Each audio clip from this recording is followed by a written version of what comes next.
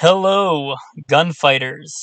Young gunfighters, seasoned gunfighters, gunfighters of all ages. Welcome back to Gunfighter Life, the podcast where we talk about gunfighting the right way, with God at the center, with Judeo-Christian values and worldview and real-world first-hand experience. We'll roll into the bio and the topic. Don't forget to like, subscribe, leave a review of the podcast if you can. Hit some stars. Appreciate you. If you heard the bio before, you can skip to generally around 3.5 minutes in. That'll get you pretty close to the body of the episode. First and foremost, I am a servant of God, a teacher, a preacher, a fisher of men. God is number one in my life, and everything that I do in this podcast is no different, and I don't apologize for that. A little bit about me in the background. I grew up, I guess what you would consider a heathen. Didn't grow up a Christian, but I grew up in the southeastern United States, what most would consider very poor. Hunting and fishing and shooting.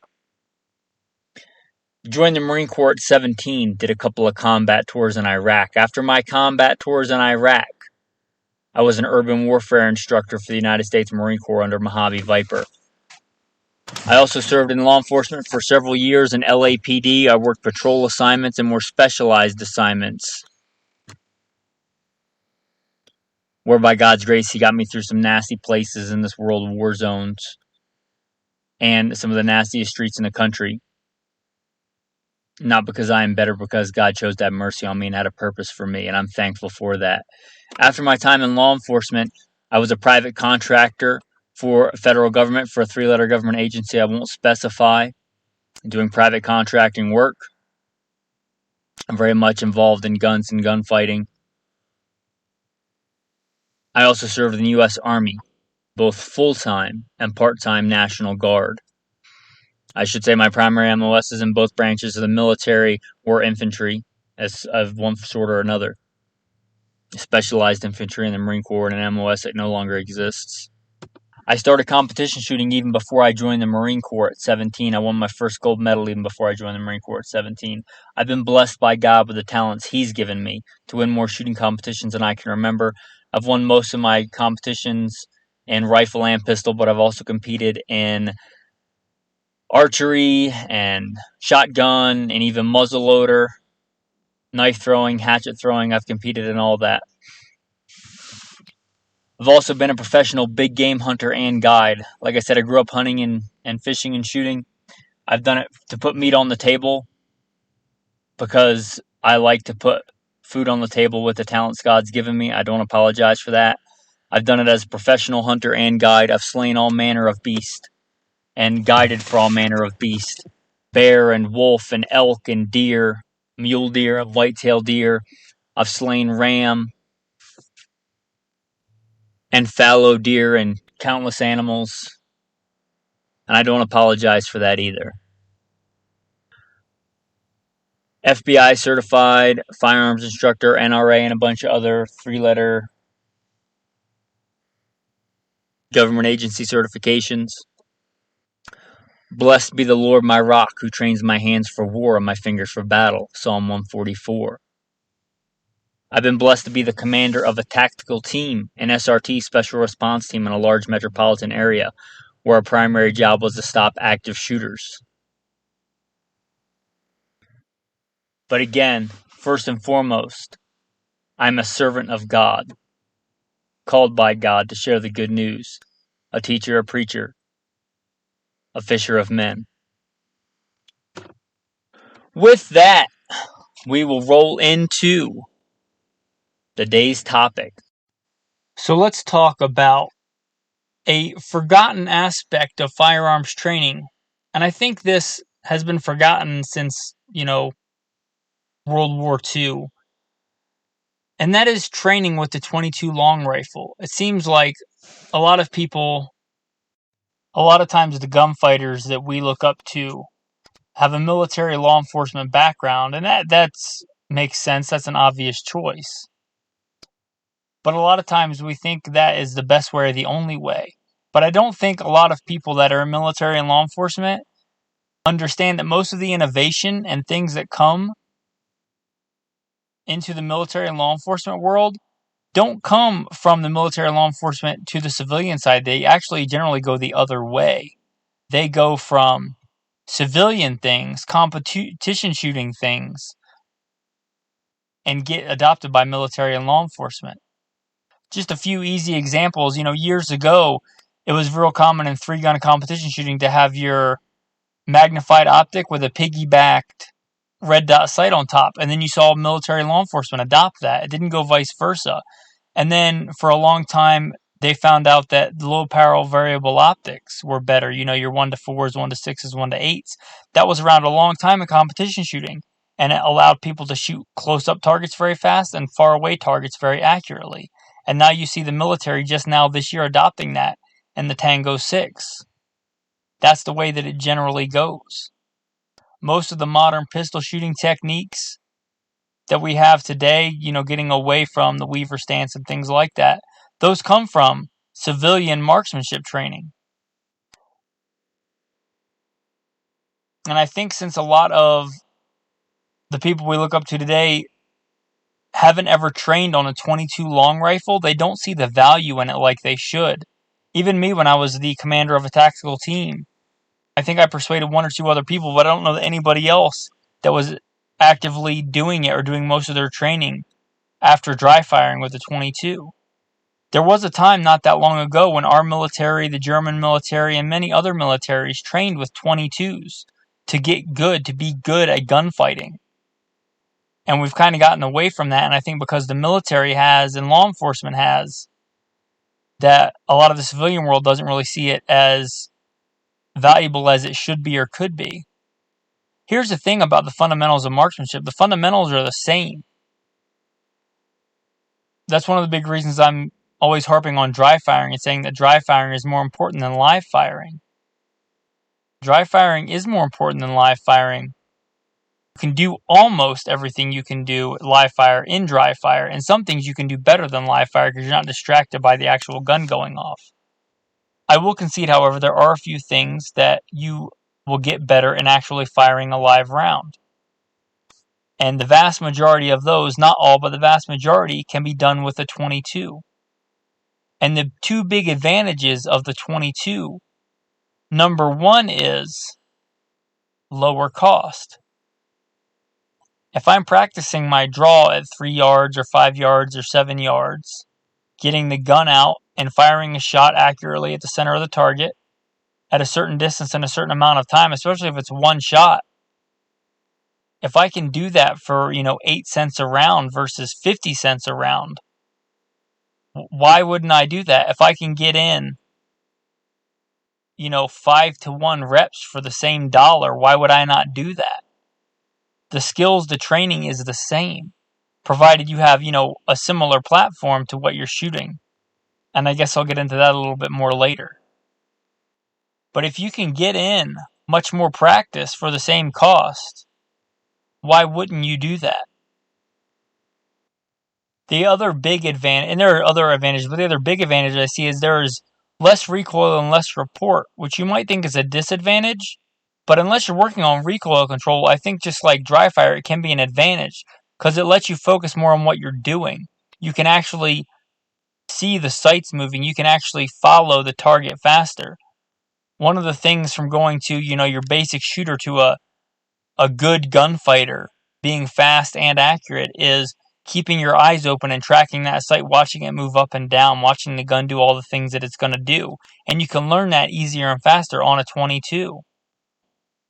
The report, the recoil, whatever you want to call it, is not as fast, is not as violent as it is on most other guns.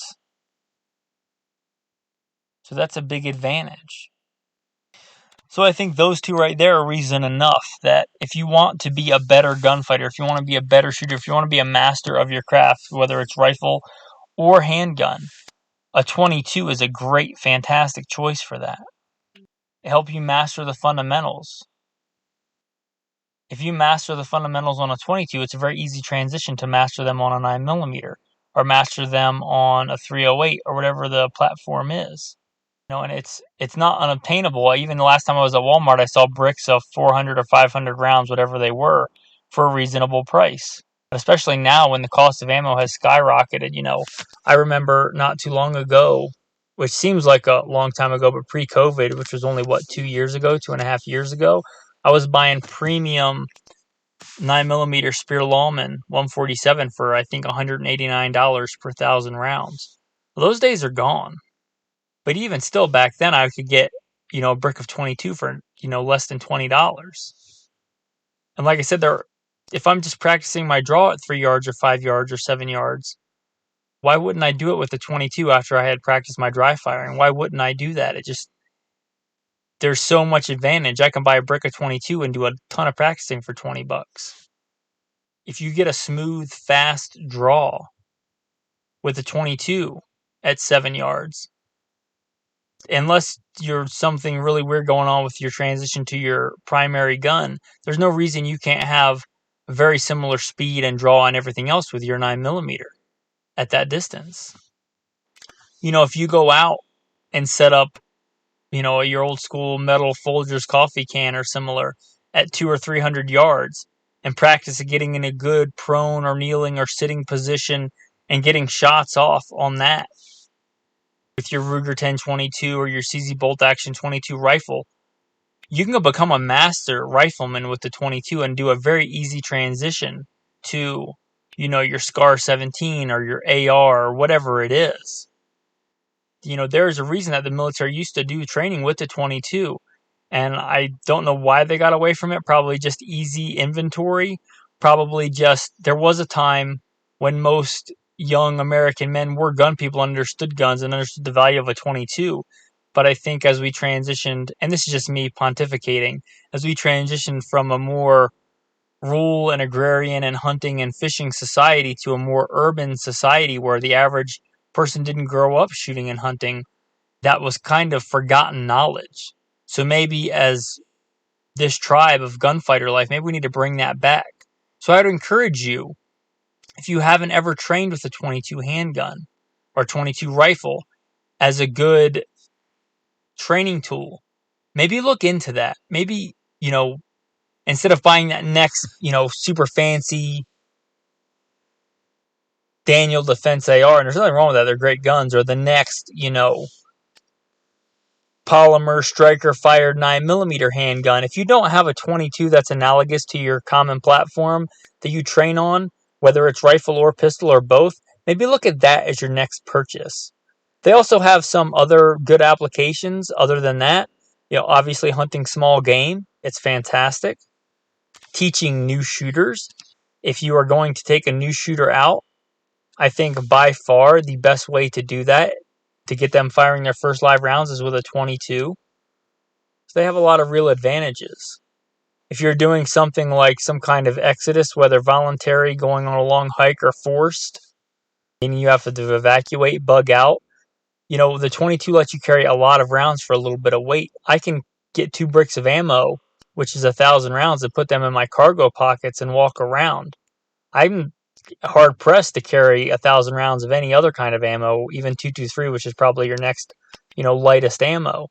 Probably not carrying 1,000 rounds of that, plus my water, plus my food, plus my medical supplies and everything else. But you can easily carry 1,000 rounds of 22, and that would last you pretty much your entire adult life if you were judicious about it. So the 22 has a lot of other really good advantages. Another minor advantage, they still can be loud in a handgun, but they're generally quieter than your center fire rounds, so you may be able to practice with them, granted that it's still legal, and not get complaints like you would with a very loud center fire rifle like an AR, especially a short-barreled AR, 16 inches or less. 22s are loud, but they're nowhere near as loud. So if you're right on that fringe where you want to go out and practice, but don't want to have to drive quite as far and bother your neighbors, the 22 has a real advantage there. And since they're fairly easy to find subsonic ammo for, if you're going to suppress them, then they really lend themselves to that as well. In general, you can spend a lot of money on a 22 on like a nice Volk Warson or something. You can spend as much as you're going to spend on a centerfire, common centerfire guns. But in general, you can get a pretty good training aid for quite a bit less than your centerfire counterpart. So that's another big cost-saving advantage. Generally, let's say you're going to do most of your shooting in defense with a Smith & Wesson M&P. You can get a Smith & Wesson M&P 22 for not a lot of money, and the ammo's cheaper. So generally their counterparts in the 22 world are quite a bit less expensive because they don't have the pressures and the, I guess, stress on the working parts that a bigger centerfire gun would have. Also, since a lot of times they have fixed barrels or a simple blowback in a rifle or a handgun, they're extremely accurate, generally much more so than their centerfire counterparts. Again, if you want to master the fundamentals, if you want to be a master of your craft, if you can't shoot great with a 22, you probably can't shoot great with anything else either. So for all these reasons, I'd really want you to consider something I think has been forgotten a little bit by our military and law enforcement leading the gunfighting world and industry. We have made great leaps and advancements in gunfighting and technology and gear since the war on terror, since I joined the Marine Corps in 2001. The gear that we had back then and the gear that we have today is almost in a different league. But let's not forget the things that made Americans great marksmen, and one of those things is the 22 long rifle. It has a lot of advantages. Don't think that if you go out for a training session, you're somehow getting not as good training if you're training with a 22, or it's not as good for mastering a craft. I think I've stated a pretty clear case of why it is as good or better for training. I'm not saying you should never shoot with a centerfire handgun. I'm not saying that at all. You definitely should. But I think you could probably do the majority of your practice. I certainly do the majority of my practice dry fire, and then after that with a 22, and then after that with my actual centerfire handgun. If you work for an agency or something that supplies all the training you could ever want and all the trigger time you could ever want and buys all the 9mm or 223 ammo you could ever want, and you get as much training as you want, maybe then this doesn't apply. But if you're anything other than that, I think you could have some real advantage with a 22 long rifle. With that, guys, I want to say thanks for listening to Gunfighter Life. If you like this podcast, you may like a few others. The Alpha Male podcast, where we talk about being an alpha male and what that means in today's society, and to do it without apology. If you care about the important stuff, check out Simple Man Sermons, the preachings of a simple man called by God to share the good news of Jesus Christ. Now, if you want to check those out, your one-stop shop is goodshepherdtraining.com. Also, if you want to check out some pictures, you're a more visual person, you want to contact me, or you want to support the podcast, because these are free to listen to, but sadly, they're not free to produce and put out.